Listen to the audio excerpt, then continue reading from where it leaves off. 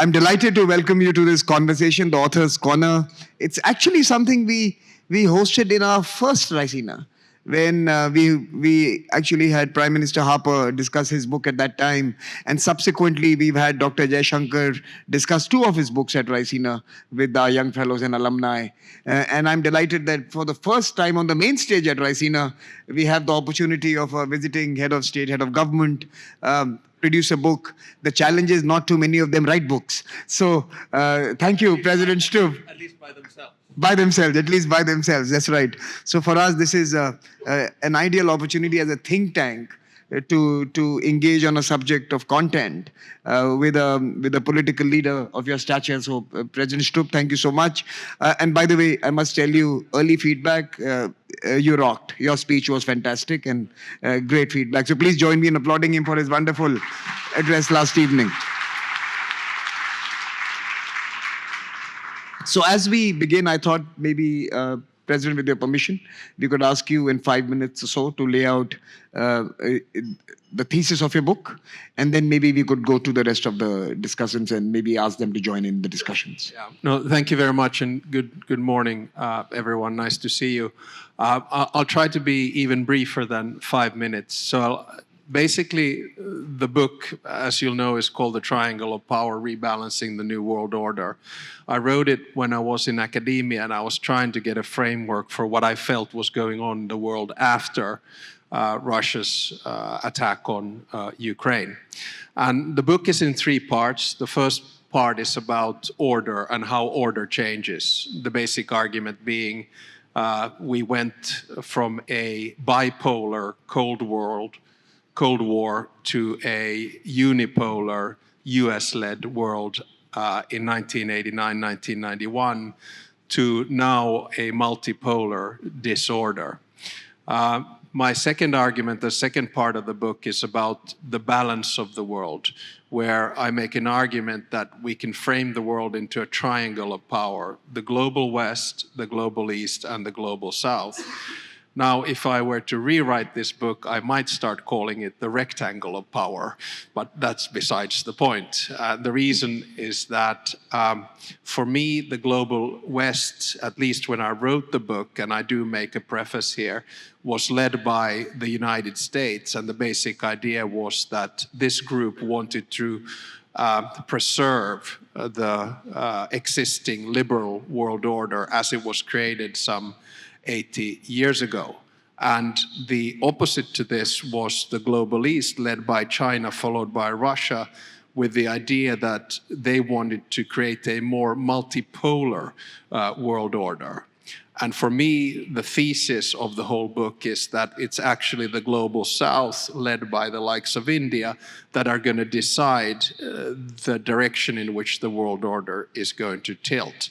So first part is order, second part is balance, and the third part of the book is about the dynamics of the world order. And there, again, to be faithful to the threes, I say that we live in a world of competition where you have geopolitical competition, technological competition, and many other forms of competition. And if we don't contain that competition of states, it will spill over into conflicts. And that's exactly what we're seeing now. After the end of the Cold War, we had a lot of local conflicts. They have now spilled over into regional conflicts: Russia, Ukraine, or Israel, Palestine, or Iran, and the situation in the Middle East, or indeed the conflicts in Africa. So therefore, we need the third thing, which is cooperation. And then we come to the whole crux of the argument, is that you have a fairly binary choice in the conclusion between a multilateral world order and a multipolar world order. For me, multipolarity means obviously centrality of nation states. It means deals, transactions, spheres of interests, regionally or otherwise, and then finally the potential of conflict, because there is little respect for rules, norms, and order. Multilateralism for me means international institutions, it means norms and rules and cooperation. And obviously, as someone who strongly advocates and supports a multilateral liberal world order, my suggestion pragmatically is to say that in order for that to happen, and in order for the global south to take the lead, we need to change the power structure of those institutions in the sense that the institutions need to reflect the demography, economy, and power of 2026 rather than 1945. That's basically the thesis of the book. I have a few scenarios at the end as well. I tried to make it into an interesting read. So every chapter starts with an anecdote. Actually, I think the first one is of me texting to Sergei Lavrov as a humble professor from Florence that, please stop this war. You're the only one who can convince him. He sends me back a text saying, who do you mean, Biden or Zelensky?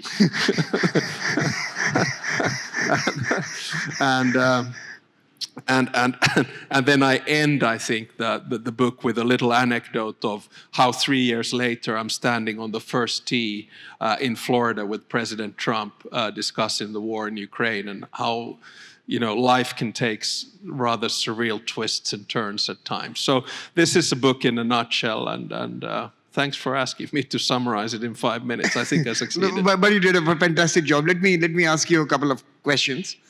2 fun ones and 2 serious ones. I'm breaking with the 3 here. The fun ones. There's something about the sauna, right? And that's also.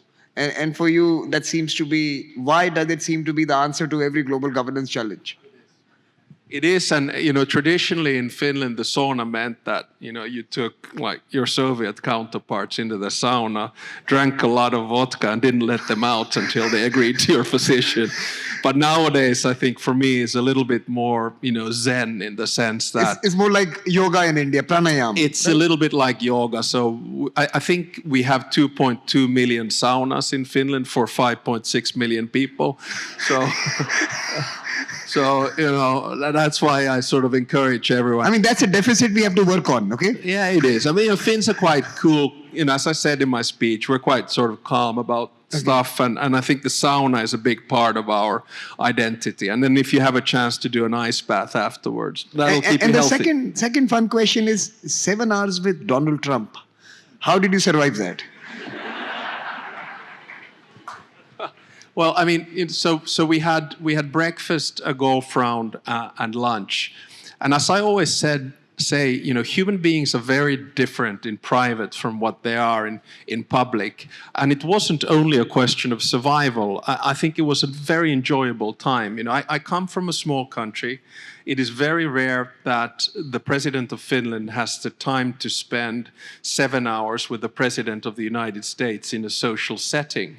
And the fact that the social setting was golf, which we both share. I mean, I hadn't really played for many, many years, but I really, really enjoyed it. And we had fun. We were able to talk a little bit of shop, but in 7 hours, you talk about other things. So it was a good round.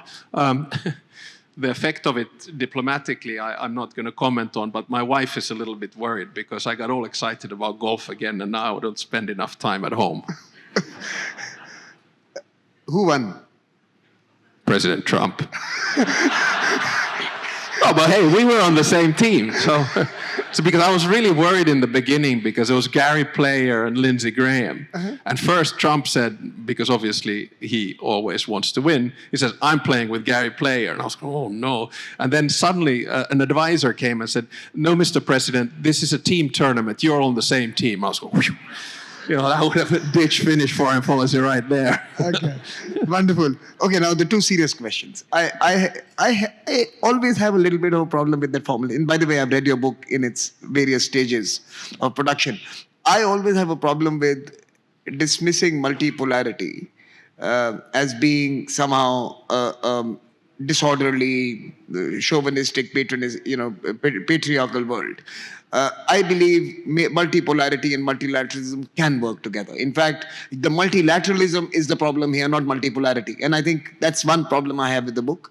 And the second issue is obviously that we have to give the Global South agency. I don't think Global South is waiting for anyone to give agency.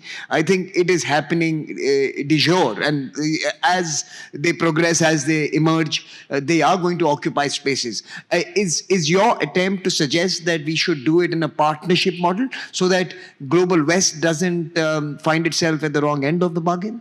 Yeah, I mean, I'll give you two very realistic answers. I mean, as a former civil servant, I remember writing memos for politicians where you first presented one extreme, let's say multipolarity, then you presented another extreme, let's say multilateralism, and you knew that at the end of the day you were going to land somewhere in between. Mm-hmm.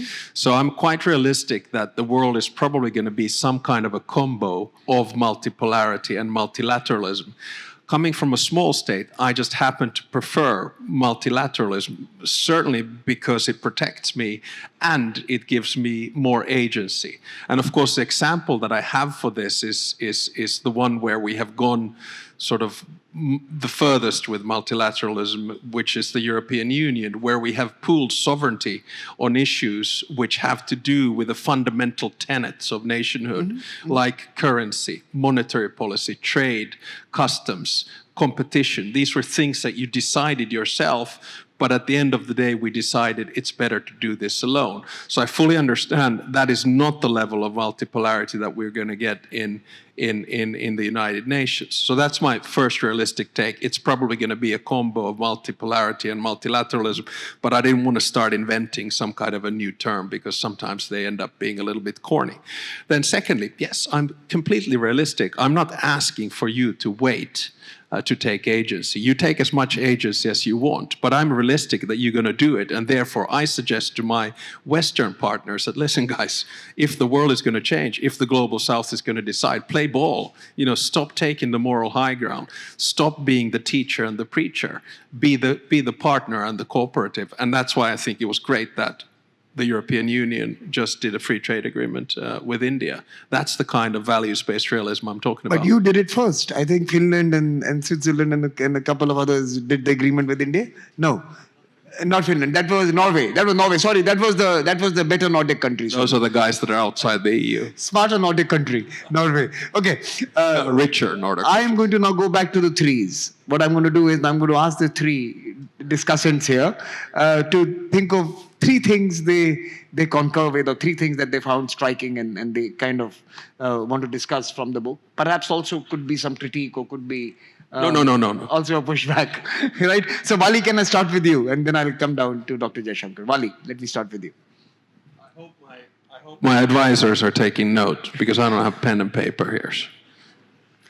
So thank you very much, and I actually very much enjoyed the book, and I think these arguments are very timely. It's a very excellent start of the conversation, particularly in the Global South, in terms of where they are going.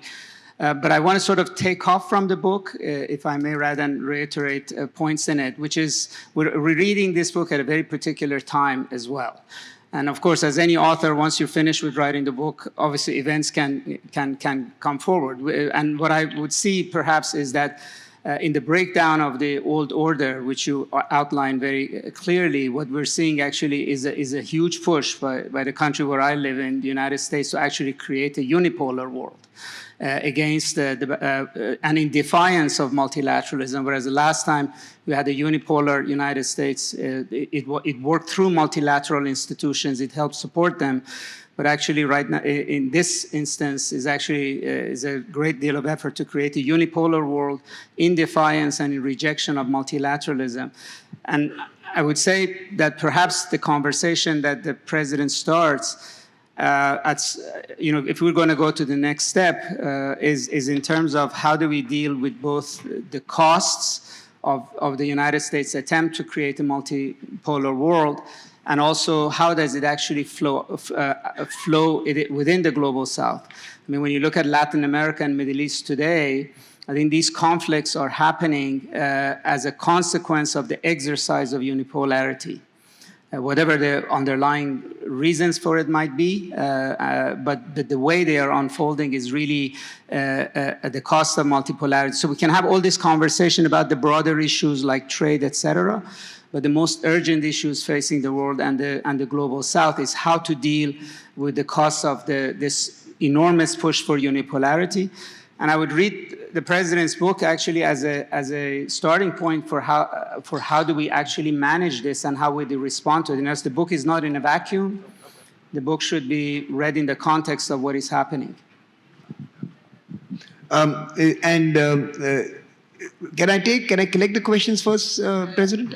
Okay. So, Vipke, let me turn to you. Thank you so much, Samir. Thank you so much, Alex, for also outlining your book here. You asked about things with the three, and I learned from Alex that it's really important always to put a three there. Yeah. So let me stress one point that I think is really important that we will need to discuss more, and this has to do something with age. I'm turning 30 in a few days, so there's my big three. But I think that what we need to remember is what unifies the world is that the younger people grow up in a different world than 20 years before. So when I wake up, the first thing I do, I admit, I go on Instagram, I scroll, and when I try to prepare for a speech like this or for a panel like that, of course, I first look on Instagram, what kind of reels did you post? What kind of interviews did you give? And I think what we need to remember is that the world changes rapidly because we have social media. We do have Google, we have YouTube, we have Instagram, we have TikTok, we have Facebook. And these are such new powers that we also need to keep in mind because it unifies the younger world because 3 points, we are even more connected. The world is even more rapid because you can get news instantly. And the third point is that we are also more polarized. And this is something that worries me because I see that you can't really talk about, okay, maybe you have a point, but I still disagree with some other points with you. And that, I think, is really dangerous for the world and can create a whole new world as well when we don't think of it. Because I think the youth, with this new connectedness, can play a huge role, but it can also be a great danger if we don't consider it well enough that this also might change foreign policy. I think that's a very interesting point. Are we visualizing a future from the mindset that belonged to the last century? And in some sense, the terms, the grammar, the vocabulary actually belongs to the past. And is that perhaps a fundamental flaw in trying to visualize what may work in the future? But Vipke, let me ask you a question since you have scrolled his Instagram handle. How's his game? How's his Insta game? It's almost as good as the Insta game of Narendra Modi. Okay, almost as good. Wonderful. Okay, Dr. Jaishankar, the threes to you. I think that's your mic. No, where is it? Yeah, you can go ahead. Oh, this is mine. Yeah, that's yours. Well, let me also go with the threes, and I'll go exactly the way President Stubb said, the past, the present, and the future. So, order to disorder. So let's be honest. Whose order was it? Okay.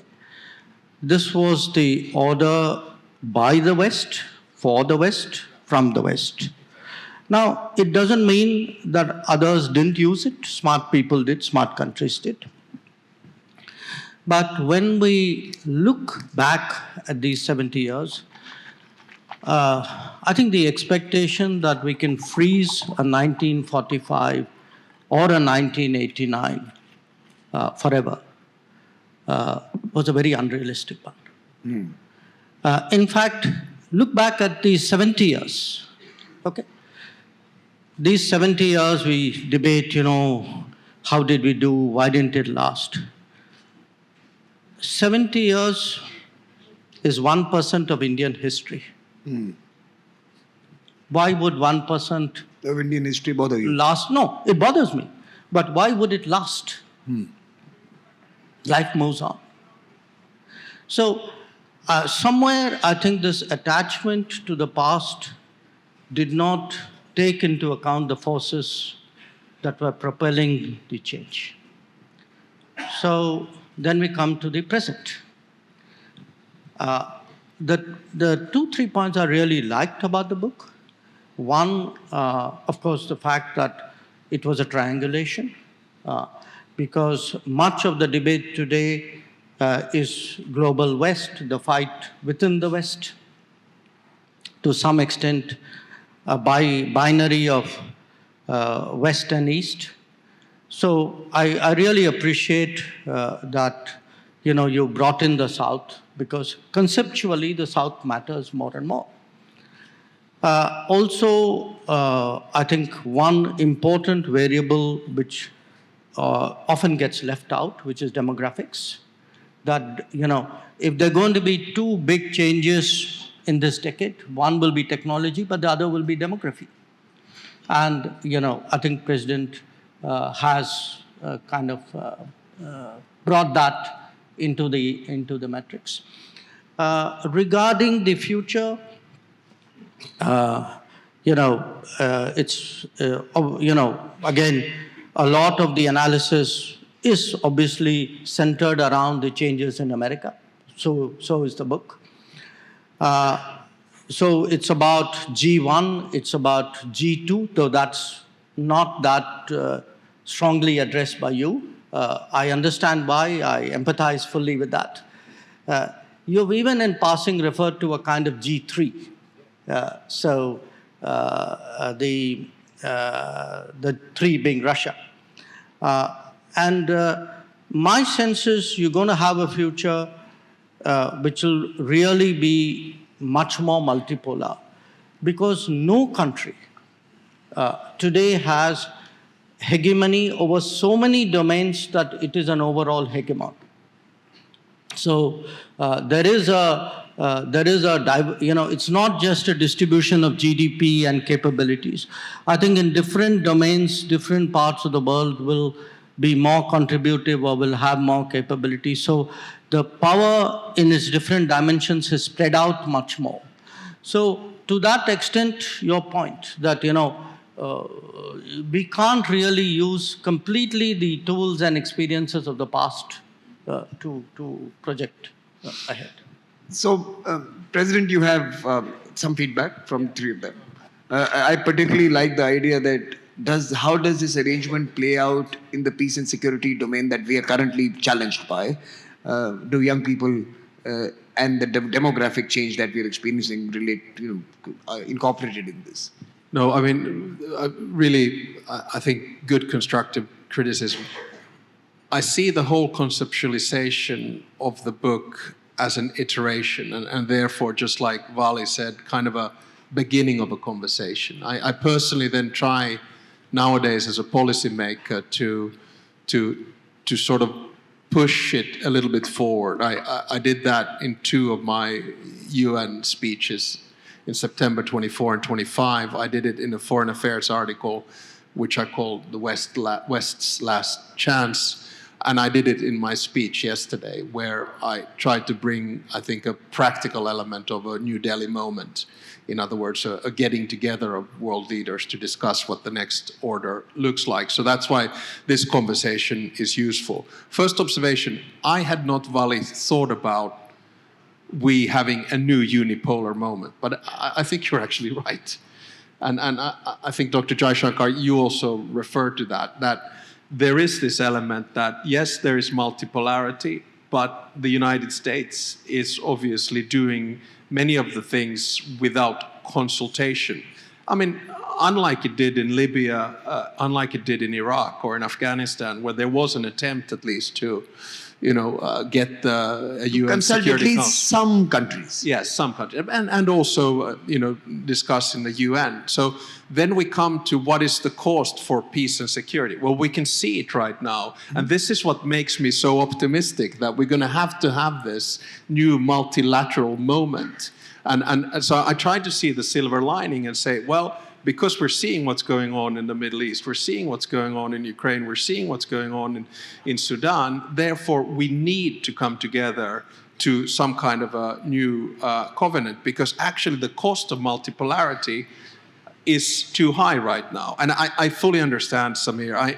I am simplifying the fact and making multipolarity look a baddie, whereas in some minds actually multipolarity is getting agency from a multilateral world which didn't give them agency. But I do think this is a starting point, and I do try to put it in the context what happens. And this is kind of a double answer to Vali and Dr. Jaishankar.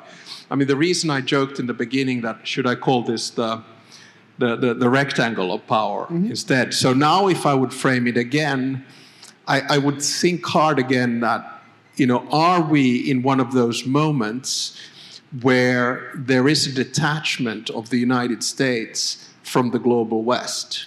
And I think the jury is still out, but there's an element of that. And interestingly enough, it's the global West that's really upset about it, that, ooh, what's going on?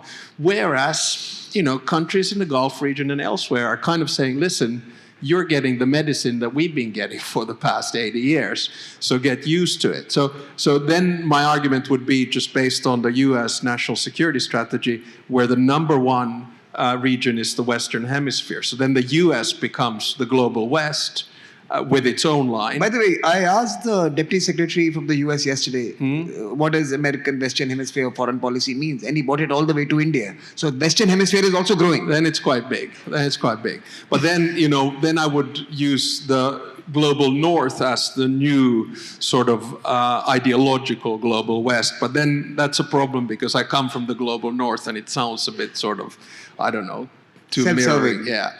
Then to Vinke, I fully agree. You know, it's an issue of age. It's an issue of social media. I mean, you know, people make the question, are we cyborgs? My question now is, what is the first thing you do in the morning when you wake up? You probably look at your phone, right? You check at all your basic metrics of how you slept and the media, etc. You know, the best way to reconcile that problem is by making the phone wake you up. It's true. But the bottom line is that I do think that we're completely attached to it. And one of the things, the original version of the book was actually called Digital Democracy or Digital Dictatorship. But then I decided to convert it into more of a geopolitical book. But I do think that one of the most sort of underestimated elements of geopolitics is technology. There are many good books about it, you know, right now. There's one by Eric Schmidt and Henry Kissinger, and there are many others as well that we should look into it.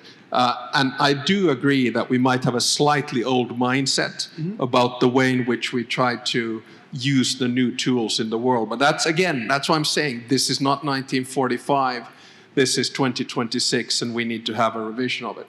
And then to Dr. Jaishankar, I mean, if I read you correctly, you're not a big fan of the way in which I treated the past, but you're okay with the way in which I look at the present, and you're fairly happy at how I look at the future, right?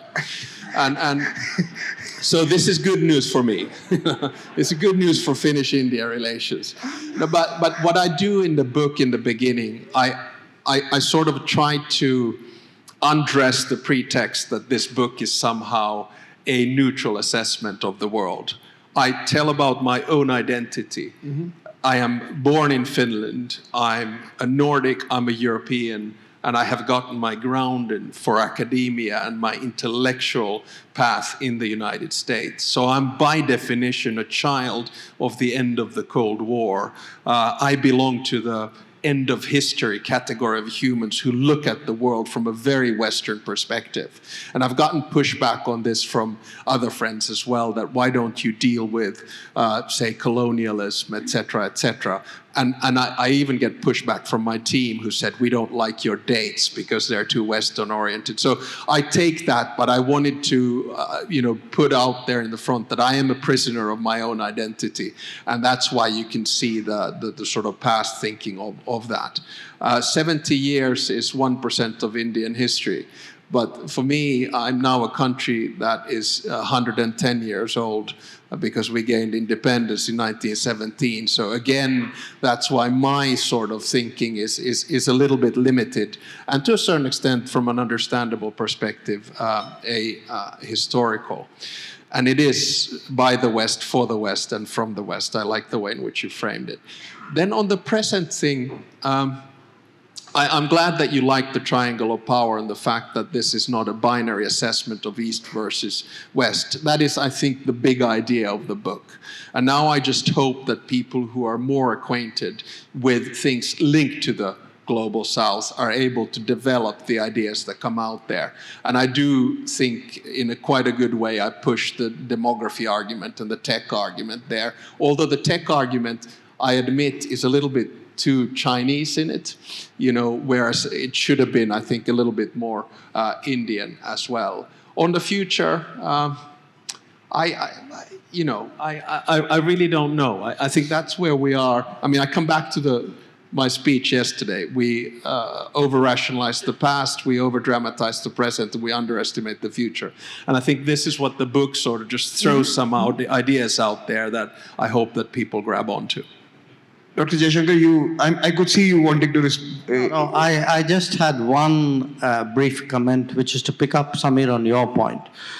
Multipolarity is here to stay. Okay. What we will have, which we are already seeing, is to some extent, some of the bigger countries will make temporary compacts on limited issues. I'm not saying they are insincere about it, maybe they are, but structurally there's not going to be some big deal between powers and the rest of the world has to put up with it. That era is over. So the one thought I would suggest is, if multipolarity is there to stay, the issue is not that it's against multilateralism. You can have multipolarity with multilateralism and multipolarity without multilateralism, or how much multilateralism. So the success of multilateralism should not depend on the weakening of multipolarity, because the weakening of multipolarity is not going to happen.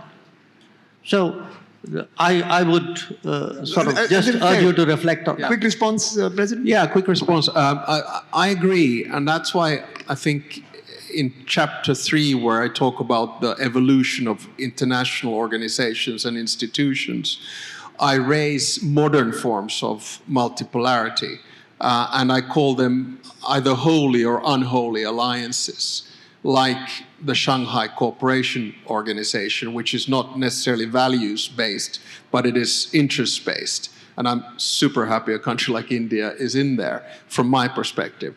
I mentioned the BRICS as an example of multipolarity. Then on the more holy alliances, AUKUS is an example there of... how is AUKUS holy and BRICS unholy? I didn't get that. It's a little bit values and interest-based. I think BRICS is... Interest-based. I think it's interest-based. There's no values there. In AUKUS? Or in BRICS. I'm saying No, this not is in BRICS. interest-based, both of them. But don't you think AUKUS is a little bit... Well, what is the value here? It's white people ganging up and getting nuclear devices exchanged with each other. What's the value here? I mean, look, listen, I'm being a little provocative. I'll take it back. I mean, the Quad is more values and interest rate. Okay. No, but I mean, no, I agree. But it is countries that have similar values that get together on the basis of interests. Whereas in BRICS, it's not countries that have similar values. They get together on the basis of interest. And it's not. These are not, Samir. These are not value judgments. I'm not saying it's right or wrong, but they're forms of multipolarity. So that's my first point. My second point is, the reason in yesterday's speech I wanted to bring another element into it, and it was a thesis that I thought about long and hard in the book but didn't make clearly enough. I think that regional integration, call it regional multilateralism, is actually the best breeding ground for global multilateralism. So if I had a choice, I'd start, instead of these slightly haphazard multipolar arrangements, I'd go for the regional thing and then bring bottoms it up. Yeah, bottoms up. But it's complicated as well. So I have one question before I go to our young fellows. It's a tradition here. We go to our young fellows and take questions from them. So before I go to them, I have one question for all of you. Since we have a fairly graphic estimation of the global West that you describe. I'm not sure we fully understand global South in the same frame. So in some sense, could I ask each of you what Global South really means for you? And Vipke, I have one additional question for you. In your Instagram world, how many folks are interested in this conversation that we are having? In your Instagram world, how many of your followers are interested in this kind of a conversation? Just think about it, okay? So is this going to be trending on your timeline? That's my question for you. Wally, can I start with you? Global South, and what does it really mean for you and for those who you work with? I mean, in a way, it's a residual concept. In other words, it's what the West is not, and often even the terminology, the way we think about it, often comes from the West. But although, just to Dr. Jaishankar's point, it does have a history. I mean, it goes back to the 1950s and era of decolonization, and the way in which these former colonies basically said we're neither the East nor the West, and we don't want to be limited to that struggle. Its self-conception has changed over time. But I think we still are dealing with some of that in a sense, that there's a vast region of the world that wants to be recognized, if you would, as equal partners in shaping the global order. It doesn't, where it's lacking, I think, is a clear sense of values because it's such a disparate region of the world. Mm-hmm. So yes, it has a common history or a common historical experience of colonization, imperialism, and not being taken seriously. But beyond that, I think it lacks a positive sense of what set of values does it want to bring to the table. So in a way, it's still captive to the set of values that international law that came out of World War II is still trying to establish. Fair enough. Vipke? So first of all, I'm not from the Global South. I need to stress that in the first point.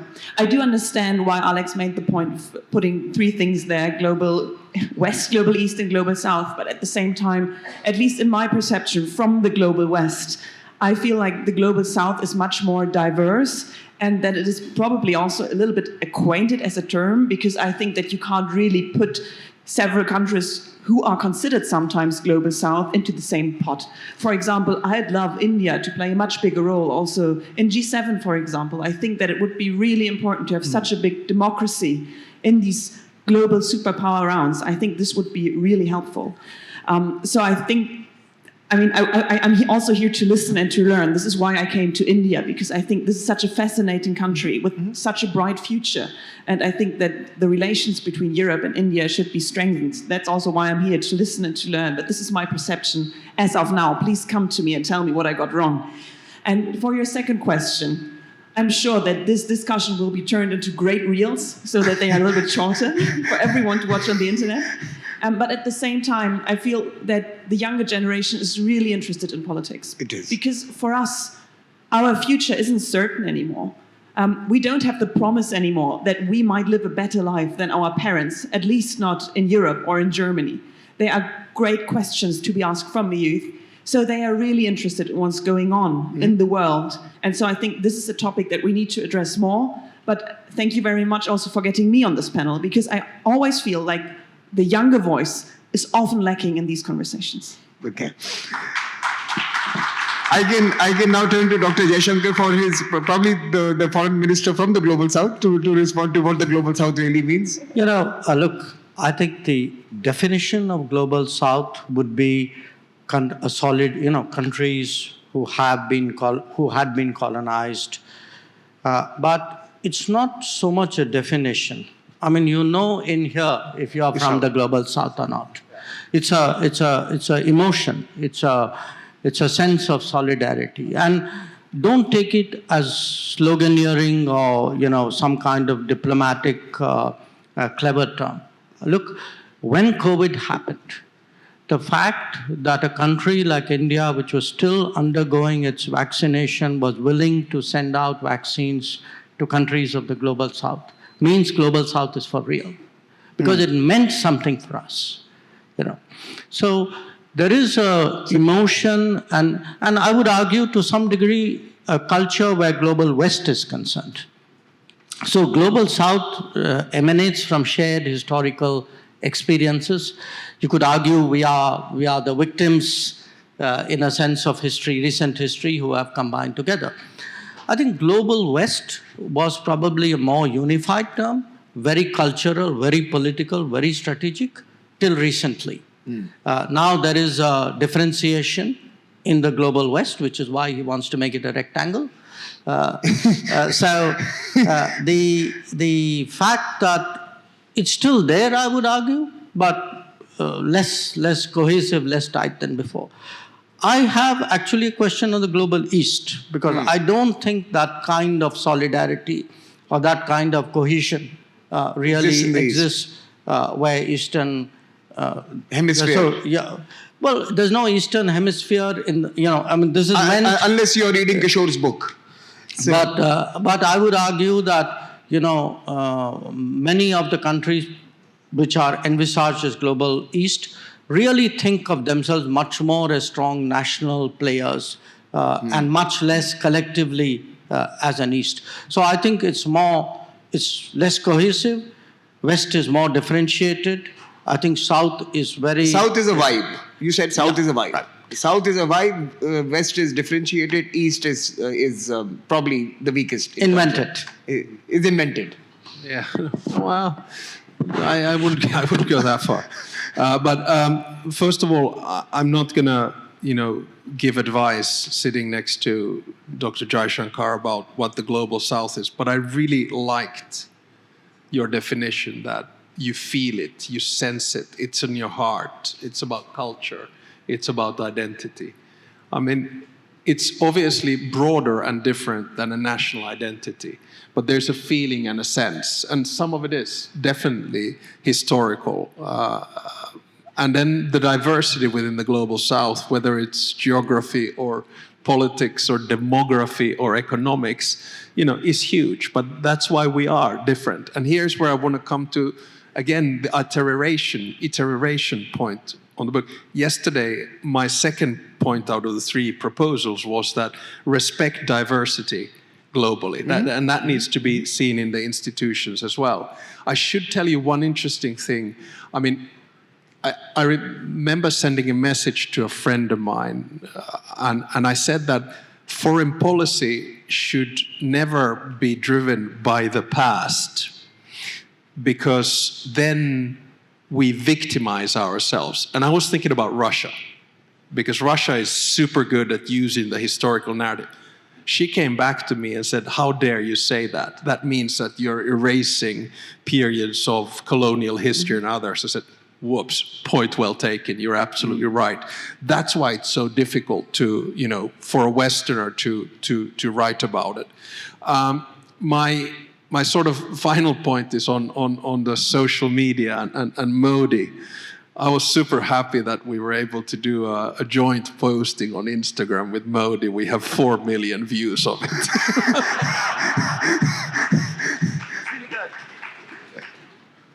Okay, so I'm Dr. Jaishankar. Before I open it up to the 3 junior fellows who are going to come and speak to us, he has been mentioning the New Delhi moment and Delhi calling everyone and having a conversation. Possible, impossible, real?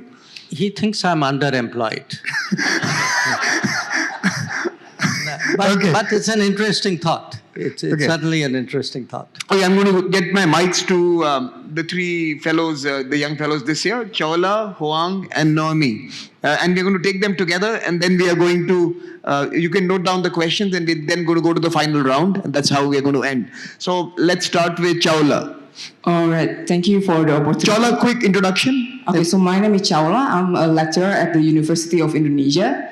So actually, part of my questions I've already answered about how do you define the global South? But then I don't think that, sorry, Mr. Minister, but then I don't think the emotion is enough to define the global South.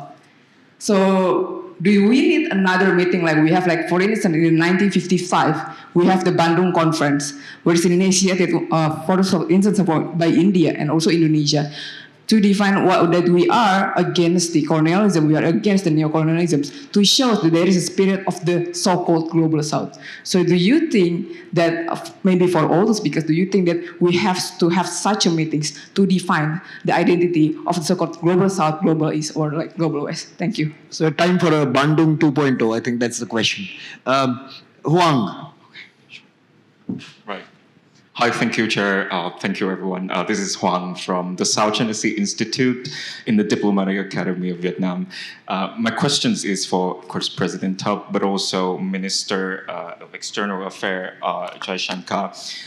The book talked about like the new world order. So I was just wondering, what is your assessment on the possibility of the so-called grand bargaining scenario within that new world order, especially after the fact that the Trump administration released a new national security strategy that refers to the so-called Donroe Doctrine that directly mentioned the need to avoid direct confrontations with China, and after the fact that China's sort of responses to Iran and Venezuela sort of a little bit muted and restrained. The grand bargain between the big two. Right. Okay. Okay. And the final question by Naomi. Naomi? I'm Naomi Palfavi. I'm from Hungary and I work at a think tank. And my question is related to international organization. It was partially answered by President Stubb, but I would like to ask the panel's view on where do you see the role of international organization in this new multilateral moment? And when it comes to regional cooperation, it was mentioned quite nicely that it's as a positive thing, but even within the European Union, we are having quite heavy debates about the future of the EU. And to President Stubb, how do you build back trust between society and the institutions themselves? Thank you. So I think that's the three questions. President Stubb, why don't you start?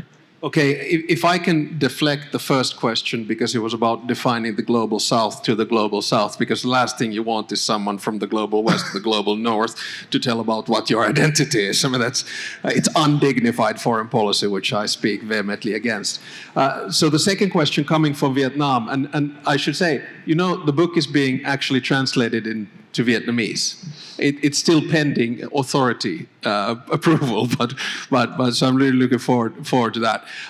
Can there be a grand bargain? I believe there can be a grand bargain of a new world order, much like there could be one after World War II. That's why I think shift the balance, have that grand bargain, increasing the working hours of the Foreign Minister of India. So do it in a New Delhi moment. Now, is it going to be simple? No. But I would probably argue that U.S. foreign policy right now, as defined in the National Security Strategy, where you have a mega strand, which is ideology, and where you have a pecking order, which is America first, number one, Western Hemisphere, number two, Indo-Pacific, number three, Europe, number four, Middle East, and number five, Africa, is precisely the reason we need it. The problem that I have is that we have now some countries, and most of them big, who believe that foreign policy is zero-sum. I actually believe that diplomacy is win-win. And win-win you get in the context of multilateral institutions, not in terms of bilateral deals. On international organizations, and the question from Hungary, I'll just tag on to the Europe thing. So first, there's one little thing I disagree with what Dr. Jaishankar said. I do see that there's a rift in the transatlantic partnership. But I have personally never seen the European Union more united than it is right now. And the reason for that is that there is security pressure coming from Russia, and then so the East, and then there's transitional pressure coming from the West, in other words, the United States. And this means that Europe is huddling up. Of course, you're going to have discrepant voices, like Hungary at this particular moment, but unity is still there. And just my final point, I think we need to stop thinking about the European Union as some kind of utopia. It always advances in three phases. First, there is a crisis. Second, there is chaos. And third, there's a suboptimal solution. Let me go to Wally. Wally, you want to come in on any of this? Bipke? Just very shortly, I think I'd like to stress how lucky I am that I was born into the European Union. I was born in 1996, so I don't know the Iron Curtain from experience, but I know how lucky I am that I can travel from country to country, that I don't have to exchange any currency, that I know that I am safe and secure in a multilateralistic world as the European Union is. And I think that the European Union should be a model and it should stay as it is because it's such a great place. And I'm also very happy that we now got the new trade agreement between the EU and India, because this makes us such a powerful economic zone that we can all profit from. And I think that we should put that or take that into consideration and also stress what's good in the world at the moment, because we often analyze the problems that we're having. But let me do a shout out how grateful I am in the world that I'm living in, that I'm so grateful that there's now this great connection between India and the European Union. Thank you, Bipke. Dr. Jaishankar, maybe your response, and also as we close, thank you to President Stubb for his visit, because this is going to be his last public appearance here. Right. So the first question, no, I was not suggesting that emotion is the be-all, end-all of Global South. I said it's the basis for it. And in fact, I gave a practical example, which was the vaccine, distribution, the vaccine cooperation. There is, by the way, something called the Voice of Global South, which is a gathering which we do every year. We've done for the last 3 years. The analogy which you used, going back to 1955, 1955 when people gathered, they tended to see the West as really the primary source of their challenges. I think that today would not be the assessment necessarily of the Global South. Global South faces challenges which are not necessarily from the West. There are other sources of problems too. So the world has changed. It's, I'm not saying ignore the past, on the contrary. But I do think today there is a new basis for a Global South platform. But the part of the underpinning of that platform is that sense of solidarity. On the, will there be a grand bargain? Look, grand bargains in today's very complex world will be very hard to sustain as a very broad bargain. You can have a specific bargain, I'll give you this if you give me that. Or let's agree for 1 year not to do this. There will be very specific meeting points and intersections. But that era where, big countries come and create spheres of influence and, reach huge compacts of a sweeping nature, I think are not there. And when I look today at the countries concerned, I don't think any of them have any intention of conceding anything to anybody else. So I think let's recognize the situation for what it is. There will be tactical steps. There will be limited moves. But grand bargain, by the word grand, means a long period and a big space, and I don't see that happening. The international organization, I think President Stubb has made a very powerful case for why they need to be reformed. And in fact, even the regional point which he made, it's there. I mean, I read it in the book. These organizations will be imperfect. There will always be need to improve them, to reform them. But at the end of the day, we are better off with them than without them. We have a lot of issues, say, with the United Nations. We are one of the strongest advocates of reform. But if you ask me, would you prefer a world without the UN? My answer is no. So the task is, to be able to differentiate between the baby and the bathwater and not, throw them both out. And I do feel that, whether it's regional efforts which will be building blocks to a global effort or the global organization itself, there is a lot of scope. I mean, I want to say to President Stubb and to all of you, India is a very firm believer in multilateralism. But we also know that multipolarity is a reality. And we are able to reconcile both of them, just as we are able to reconcile our national interests with our international obligations. So before I end, again, I want to thank President Stubb, because I think in all these years of Raisina, this is the first time that we've had an author's corner with a guest of honor. And author's corner with a guest of honor. That is really wonderful. Something very special. Ladies and gentlemen, please join me in applauding this wonderful panel and President Stubb.